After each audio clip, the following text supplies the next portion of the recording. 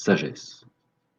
Donc, comme dit dans la description, en moins d'une minute, vous allez obtenir la définition réelle et rationnelle de la sagesse. Contrairement à ce qui peut être dit à gauche et à droite, ça on le verra après, la définition de la sagesse est toute simple et liée à l'intelligence. Donc, sagesse, c'est haïr le mal. La sagesse, c'est détester le mal, haïr le mal. Voilà. Encore une fois, en moins d'une minute, vous avez obtenu la définition d'un mot qui est bien souvent, encore une fois, embrouillé, confus. Et si vous regardez ne serait-ce que la définition qui est donnée sur Internet, regardez, sens numéro 1, je regarde, philosophie. Alors, qu'est-ce que la sagesse? Ils disent philosophie, conduite du sage, modération et prudence dans la conduite. Vous voyez, là déjà, on ne comprend plus rien. Ce n'est pas du tout une philosophie, ça n'a strictement rien à voir. Et encore pratiquement pire, si vous regardez la définition de Wikipédia, je regarde, donc la sagesse, équivalent grec sophia, est un concept utilisé pour qualifier le comportement d'un individu souvent conforme à une éthique, etc. etc. Bref, je ne vais pas plus loin. Voilà, il parle de sagesse grecque, sagesse religieuse, sagesse moderne, sagesse ceci, sagesse cela, comme s'il y avait plusieurs races, plusieurs modèles, plusieurs types de sagesse. Encore une fois, vous pouvez arrêter la vidéo ici, si vous êtes pressé. Ça fait 2 minutes 05 de votre temps.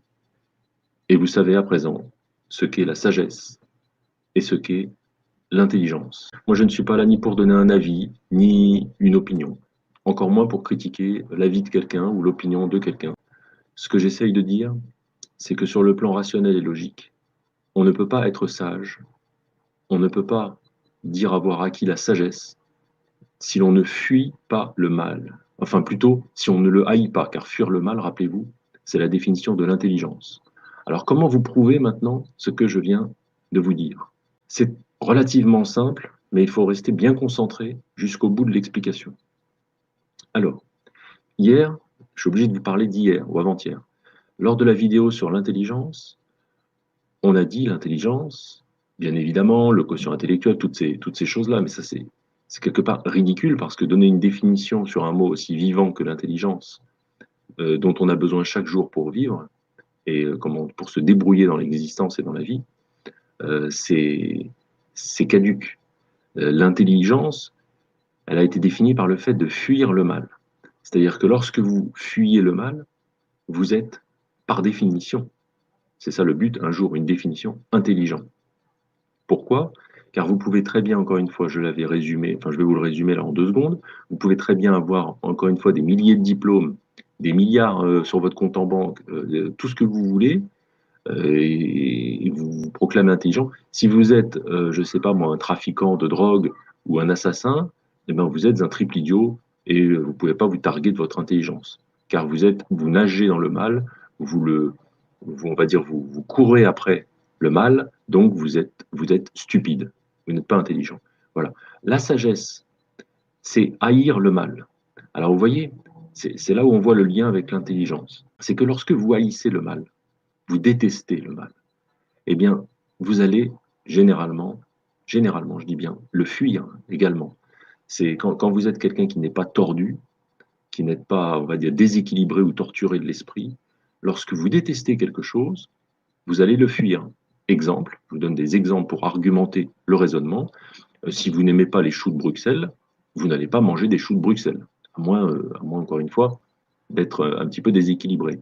Si vous n'aimez pas les épinards, vous n'allez pas manger d'épinards. Donc, vous voyez, je ne dis pas que les épinards et les choux de Bruxelles, c'est mal. Ou bien au contraire, c'est très bon pour la santé. Mais c'est pour vous donner un exemple de fuite de quelque chose. Et surtout, le fait de ne pas aimer nous entraîne généralement la fuite de cette chose. En tout cas, l'éloignement par rapport à l'objet que l'on n'aime pas. Voilà. Par exemple, si je ne sais pas moi, l'alcool. Prenons l'alcool, qui donc consommé d'une manière pas du tout modérée peut conduire à l'alcoolisme. Donc imaginons, disons que l'alcool c'est mal. Très bien. Eh bien, si vous êtes quelqu'un de sage, vous allez, entre guillemets, haïr l'alcool. Même si vous trouvez ça bon au goût, par exemple, vous allez haïr cette chose-là. Pourquoi? Parce qu'elle va entraîner on va dire, des effets indésirables sur vous, des effets négatifs. Donc vous allez haïr cette chose-là et par voie de conséquence, entraîner l'éloignement par rapport à cette chose-là, ce qui va faire de vous quelqu'un d'intelligent, donc à la fois sage et intelligent. Alors la question que vous pourriez vous poser, c'est vous dire, oui, mais alors dans ce cas-là, est-ce qu'une fois qu'on est sage, on est automatiquement intelligent? Est-ce que quand on est intelligent, on est automatiquement sage? C'est ici que les choses deviennent complexes. Parce que l'être humain, malheureusement, est un espèce de mélange entre le bien et le mal, entre l'attirance et la révulsion par rapport, encore une fois, à ces notions-là de bien et de mal. Reprenons l'exemple de l'alcool. Vous pourriez, je ne sais pas moi, haïr l'alcool, on va dire ça comme ça, mais justement dû à un certain déséquilibre qui entre, encore une fois, je ne vais pas rentrer là-dedans, ça tient de la psychologie, vous pouvez très bien donc haïr cette chose-là, mais si vous êtes dans une fête, en boîte de nuit ou avec des copains, etc., et puis pour faire bien, ils vont vous servir un petit verre de tequila ou, je ne sais pas, un petit peu de vodka ou du whisky, et vous allez quand même en boire un ou deux verres, tout simplement parce que vous manquez d'intelligence. Donc vous voyez, là, vous avez un petit peu de sagesse de vous dire c'est mal, je déteste ça, mais vous n'allez pas avoir l'intelligence pour fuir le mal, donc pour fuir cette chose-là. Voilà, par effet de groupe, par exemple, pour faire bien, pour faire comme tout le monde, vous allez boire votre verre d'alcool. Alors que si vous aviez été intelligent, vous auriez fui également cette situation. Vous auriez très bien pu rester avec vos amis et dire non, non, merci, je vais prendre, je sais pas moi, je vais prendre un jus d'orange ou quelque chose comme ça, ou, peu importe. Il y a une espèce d'osmose, une alchimie qui doit y avoir entre les deux. Alors, on peut le dire aussi dans l'autre sens, c'est-à-dire avoir de l'intelligence, mais manquer de sagesse. C'est généralement le cas le plus fréquent. C'est-à-dire, vous allez souvent, malheureusement, être attiré par des choses qui sont mauvaises. Je ne sais pas, je ne vais pas dire des mots qui pourraient me valoir des signalements ou des choses comme ça, mais disons, quelqu'un qui est trop, je ne sais pas moi, comment on pourrait dire ça, mais quelqu'un qui aime voler, par exemple. Un kleptomane, par exemple, qui a une pathologie, il aime voler des objets. Pourtant, c'est le mal. Voler autrui, c'est mal. Donc la sagesse dirait non, tu ne vas pas voler. La personne n'a pas, on va dire, l'intelligence suffisante pour fuir cette chose-là. C'est-à-dire que ni même avoir la sagesse, on va dire, de haïr cette chose-là. Une envie irrépressible de voler. Donc vous voyez, là, il y a une absence totale de haine du vol, donc de sagesse. Voilà. Par contre, quelle est la différence entre un kleptomane qui va donc s'adonner au vol et donc quelqu'un qui va être tenté tout le temps de voler quelque chose mais qui va se retenir, qui va se contenir? Là intervient l'intelligence dont on a parlé. C'est-à-dire qu'il peut manquer de sagesse ou ne pas en avoir du tout et donc aimer le fait de voler. Donc là, vous voyez, quand on ne haït pas le vol, on ne haït pas le mal, donc on n'est pas sage. Donc il peut aimer le fait de voler, je le répète. Par contre, il peut avoir l'intelligence de ne pas voler. Et là, il est intelligent. Voilà, puisqu'il fuit le fait de voler, donc il fuit le mal.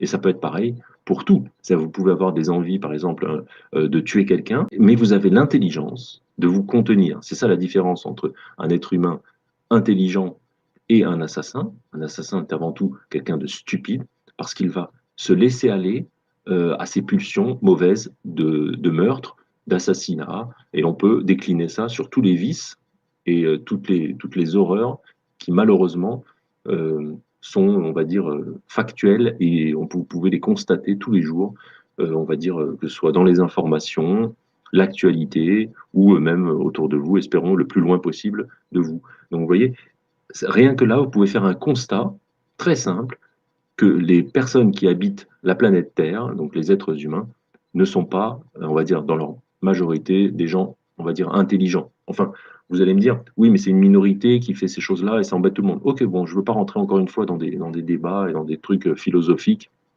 et des polémiques. Quand quelqu'un s'adonne à son vice, donc non seulement il n'est pas sage, car il aime la chose mauvaise, donc il ne haït pas le mal, et en plus il n'a pas l'intelligence de se contenir, tout simplement. Voilà, on a fait le tour de l'intelligence et de la sagesse. On a, on va dire déjà dans les gènes, dans notre ADN, on va dire dans les fameuses petites voix intérieures, quelque chose qui nous déclenche une petite alerte. Voilà, quand quelque chose, j'ai entre le bien et le mal. Mais généralement, l'alerte, elle se déclenche pas quand il y a le bien, puisque quand il y a le bien, voilà, les choses suivent leur cours, pardon. Par contre, quand il s'agit de quelque chose de dangereux, de mauvais, il y a cette petite voix qui rentre en jeu, on va dire un petit peu peut-être la voix de la sagesse, peut-être, qui, elle, va tout de suite haïr tout ce qui est mauvais. Voilà, tout simplement. C'est la faculté, quelque part, la sagesse, de haïr ce qui est mal. Et l'intelligence, ça va être la faculté qui va te permettre de fuir ce qui est mal. Parce que haïr quelque chose n'est pas suffisant. Il faut aussi fuir cette chose. Regardez, par exemple, il y a on en parle souvent dans l'actualité, des femmes qui se font souvent frapper par leur mari, tout ça, etc. Et pourtant, il y a toujours un copain, une copine qui va dire: oh, mais pourquoi tu le quittes pas, tatati, tatata, nanani, nanana. Et oui, parce que elles ont beau des fois haïr le fait de recevoir des coups, ça n'en fait pas pour autant des personnes fondamentalement sages, car si, par leur intelligence, elles ne vont pas s'éloigner des coups, c'est que quelque part, elles ne les haïssent pas suffisamment. Il y a soit le fameux syndrome de Stockholm, vous savez, où on tombe amoureux, on va dire entre guillemets, j'aime pas trop parler de ces notions-là, de son bourreau ou de ses ravisseurs, des choses comme ça. Et donc c'est là qu'on voit qu'il y a une défaillance au niveau justement de la sagesse et de l'intelligence. Alors après, il y en a qui vont pouvoir dire: ah oui, mais des fois on est sous l'emprise de quelqu'un, nanani. Ok, tout ça, c'est de la psychologie, de la philosophie, des choses. On va pas rentrer là-dedans parce que ça manque encore une fois de logique, ça manque de cohérence et ça rentre dans l'affect et l'émotionnel de chacun. Donc c'est hors des limites que se sont fixés encore une fois à la chaîne un radio responsable qui ne parle que par esprit rationnel, de bon sens, de logique, et toujours, on va dire, en essayant de discerner les faits de ce qui est, on va dire, l'imaginaire. Donc voilà, on voulait donner, donc parler de la sagesse, car c'était le corollaire vraiment de l'intelligence.